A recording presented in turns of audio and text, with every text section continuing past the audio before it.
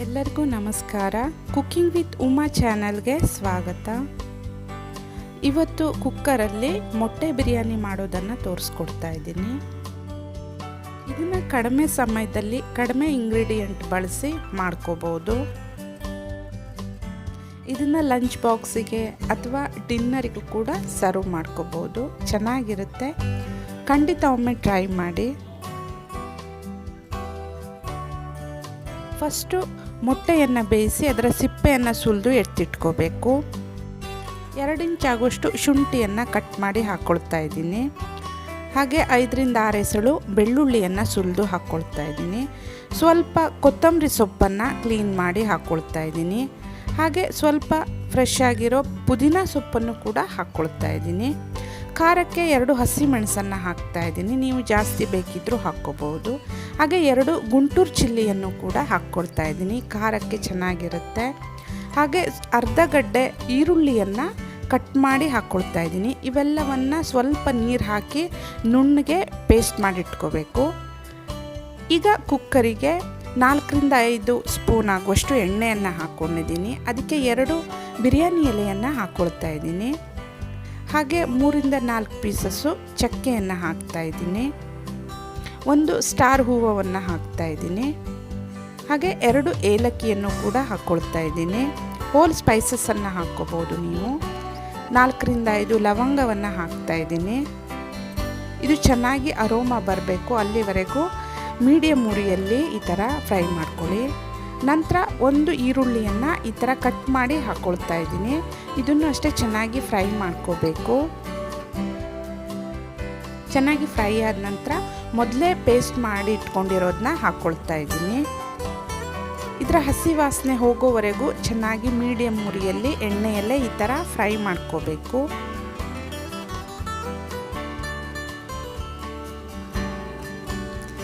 ಇದು ಚೆನ್ನಾಗಿ ಫ್ರೈ ಆದ ನಂತರ ಟೊಮೊಟೊವನ್ನು ಹಾಕ್ಕೊಳ್ತಾ ಇದ್ದೀನಿ.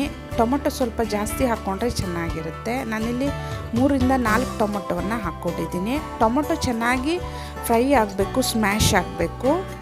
ಮೊಟ್ಟೆಯನ್ನು ಫ್ರೈ ಮಾಡ್ಕೊಳ್ಳೋಣ. ಸ್ವಲ್ಪ ಎಣ್ಣೆಯನ್ನು ಫ್ರೈಯಿಂಗ್ ಪ್ಯಾನ್ಗೆ ಹಾಕ್ಕೊಂಡಿದ್ದೀನಿ. ಈಗ ಇದಕ್ಕೆ ಅರ್ಧ ಟೀ ಸ್ಪೂನು ಉಪ್ಪನ್ನು ಆ್ಯಡ್ ಮಾಡ್ತಾ ಇದ್ದೀನಿ. ಅರ್ಧ ಟೀ ಸ್ಪೂನು ಚಿಲ್ಲಿ ಪೌಡ್ರನ್ನು ಆ್ಯಡ್ ಮಾಡ್ಕೊಳ್ತಾ ಇದ್ದೀನಿ. ಹಾಗೆ ಸ್ವಲ್ಪ ಅರಿಶಿಣ ಪುಡಿಯನ್ನು ಆ್ಯಡ್ ಮಾಡ್ತಾ ಇದ್ದೀನಿ. ಇದನ್ನು ಲೋ ಫ್ಲೇಮಲ್ಲಿಟ್ಟು ಈ ಥರ ಇವುಗಳನ್ನು ಫ್ರೈ ಮಾಡ್ಕೋಬೇಕು. ಹೈ ಫ್ಲೇಮಲ್ಲಿಟ್ಟರೆ ಸೀದೋಗುತ್ತೆ. ಈಗ ಇದಕ್ಕೆ ಮೊದಲೇ ಬೇಯಿಸ್ಕೊಂಡಿರೋ ಮೊಟ್ಟೆಯನ್ನು ಹಾಕ್ಕೊಳ್ತಾ ಇದ್ದೀನಿ. ಇದನ್ನ ಸಿಪ್ಪೆ ಸುಲಿದು ಮಿಡ್ಲಲ್ಲಿ ಸ್ವಲ್ಪ ಮಾರ್ಕನ್ನು ಮಾಡ್ಕೊಂಡಿದ್ದೀನಿ. ಇದನ್ನು ಫ್ರೈ ಮಾಡ್ಕೊಳ್ಬೇಕು.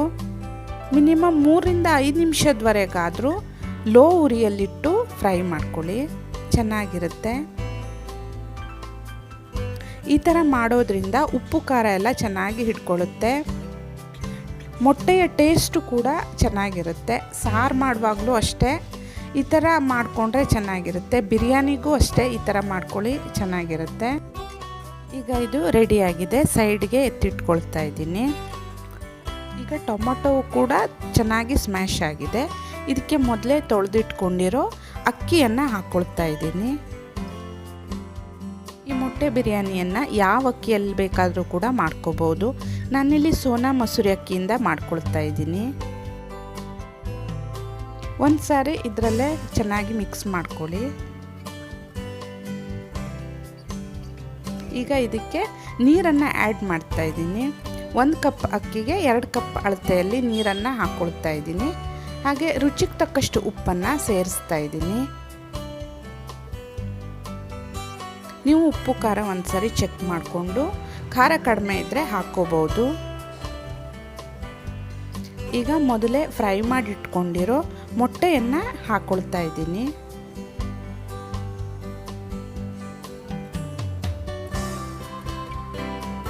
ಇದನ್ನು ಮುಚ್ಚಿ 3 ವಿಜಿಲನ್ನು ತೆಗೆಸ್ಕೊಳ್ತಾ ಇದ್ದೀನಿ. ಪಲಾವ್ಗೆಲ್ಲ ಎಷ್ಟು ವಿಜಿಲ್ ಹಾಕ್ಕೊಳ್ತೀರೋ ಅಷ್ಟು ವಿಜಿಲನ್ನು ಹಾಕ್ಕೊಳ್ಳಿ.